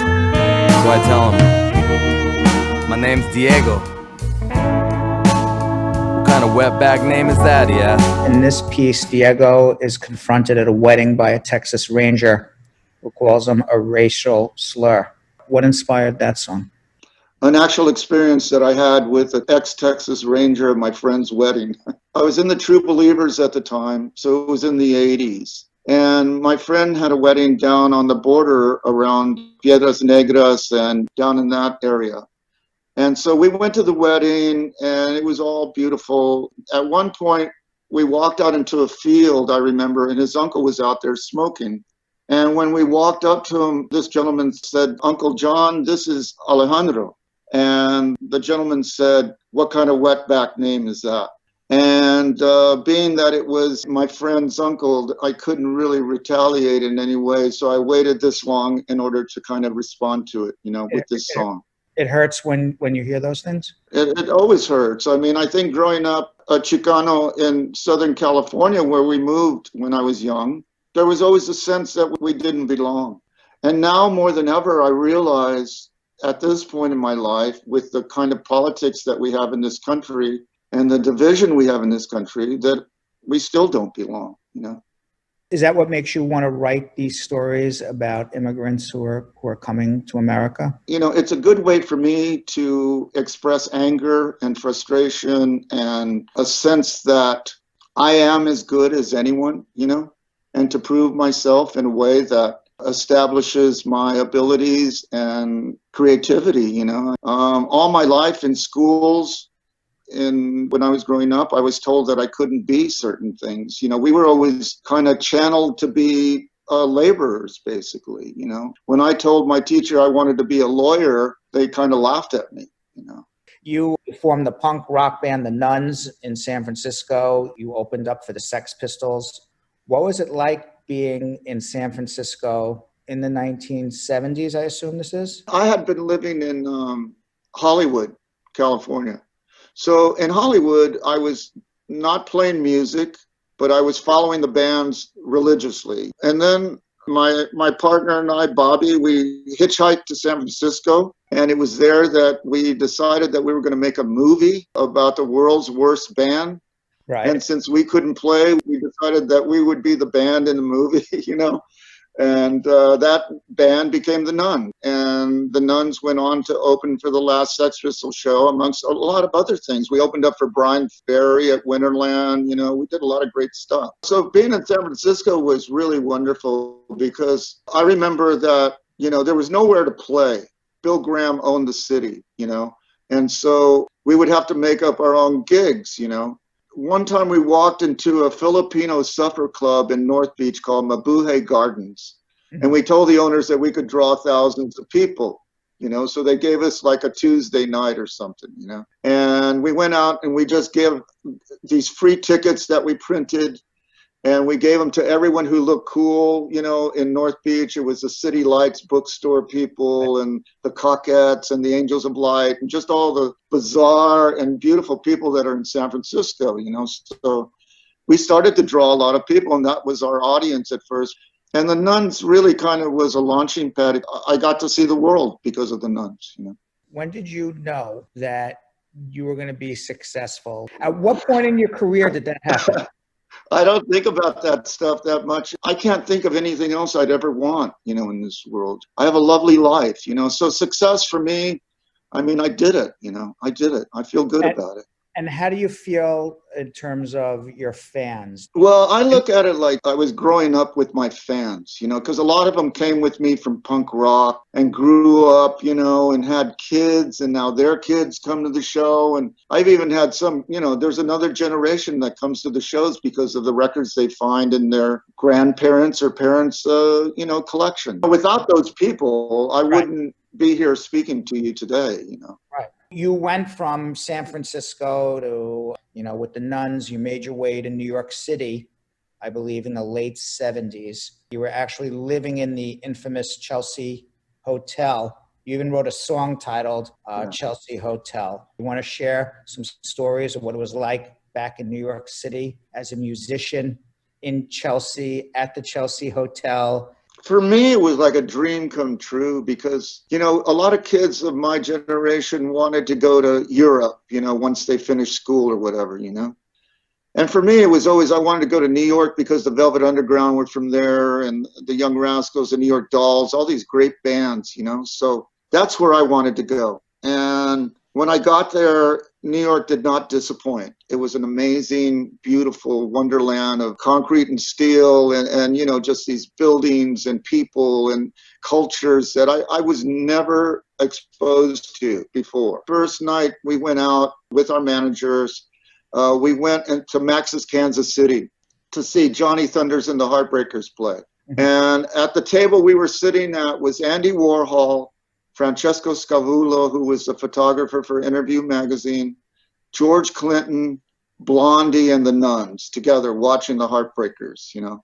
Suddenly we felt part of something bigger, you know. What made you leave New York to go to Austin? I had hooked up with a couple guys from a band that I knew in San Francisco called the Dills. And we decided we were going to start a band that we had kind of toyed around with in San Francisco called Rank and File. And we were kind of really into roots music, listening to blues and country, you know, hard country and reggae, a lot of reggae, dub reggae especially, you know. And so we tried to start a kind of countryish band in New York, but we couldn't find the right people. And when we toured through Austin, Texas. And I fell in love with it. And I remember calling my partner and saying, you know, if this doesn't work out with Rank and File, this might be a cool place to come and check it out, you know. And so we all decided we would move to Austin. It was 1980. And we moved to Austin.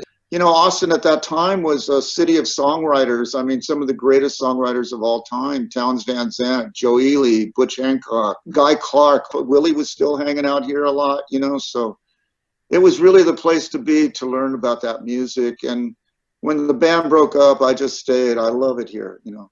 Now, eventually you started a solo career in the late 90s, and you were actually called the Artist of the Decade by No Depression magazine. How'd that make you feel?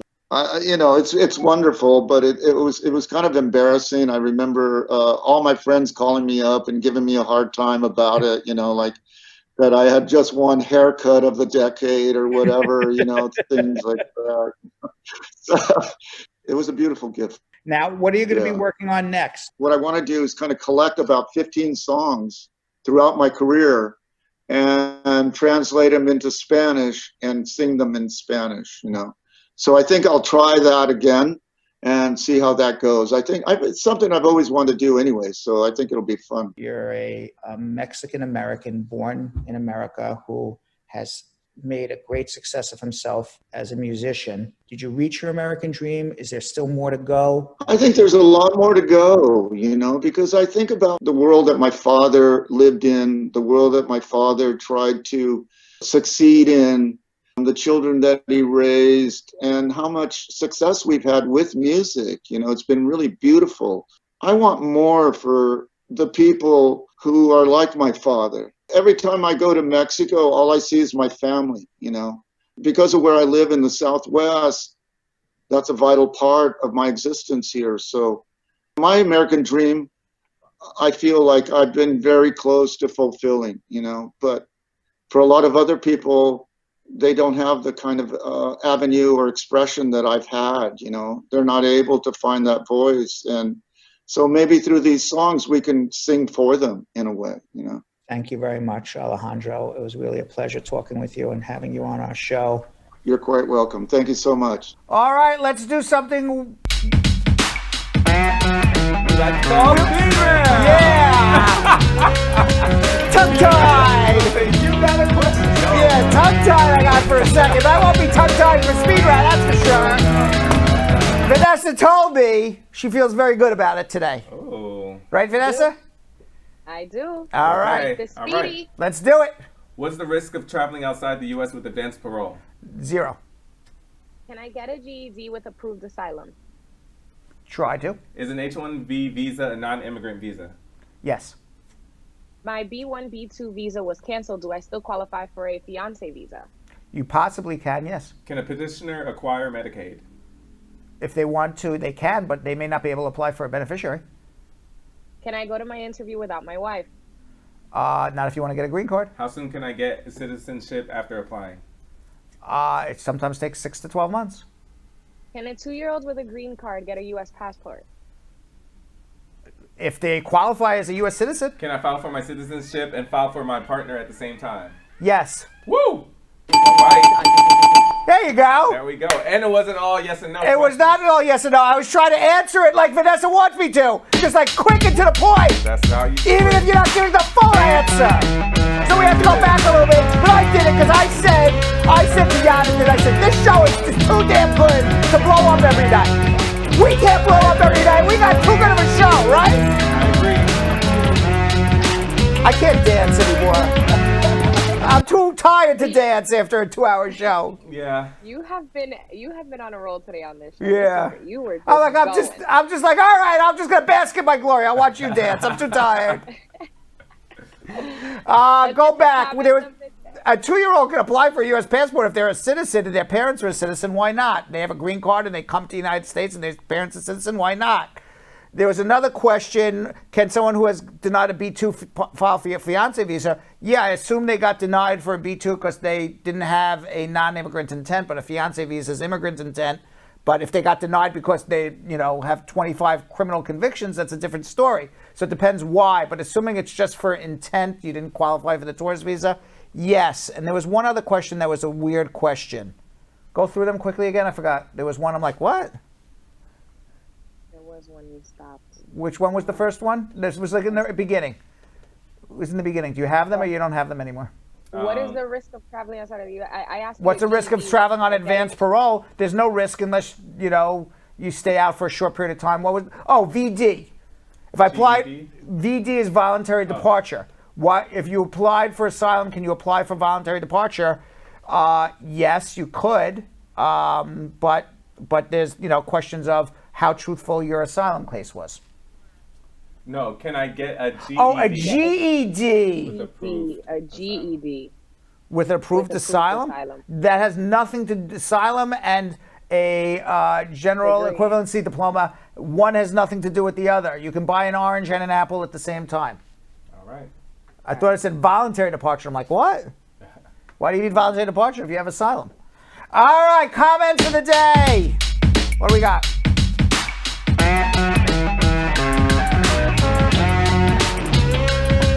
All right, our first comment of the day comes from Marge Higgs saying, my American dream is to see a more unified Caribbean community. Oh, okay. I like that. I like that too. I agree.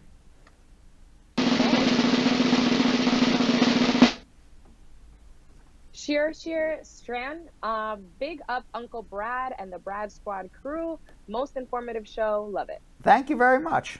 Nice. And our last comment of the day, Sean Brooks saying, big up Brad and the crew. Your show is so informative. I swear you're Jamaican. Brad, when you say some funny stuff. People think that, years ago they used to call me a Jew-Macon. I'm Jewish and Jamaican at the same time. That's hilarious. A Jew-Macon, yeah. So, by the way, tomorrow's a pop-up, right? It is. So that means we have to subscribe, right? Because if we don't subscribe, you won't know when we pop up. Correct? We warning you. Correcto mundo? Correcto mundo.